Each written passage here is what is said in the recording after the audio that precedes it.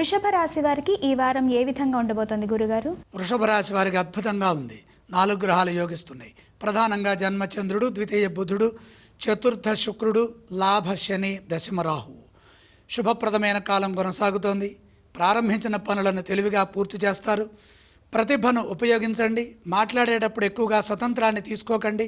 గంభీరంగా వ్యవహరించండి. వ్యాపారంలో విశేషమైన లాభాలుంటాయి. ఆశించిన ఫలితాలు వ్యాపారంలో కలుగుతాయి.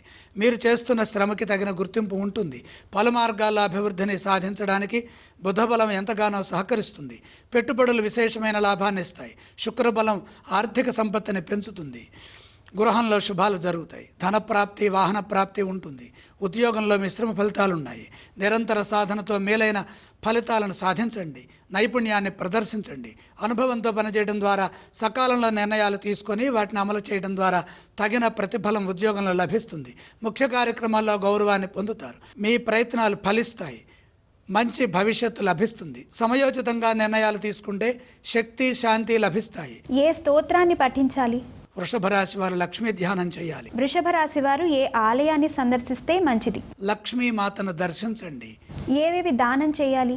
దానాలు అవసరం లేదు.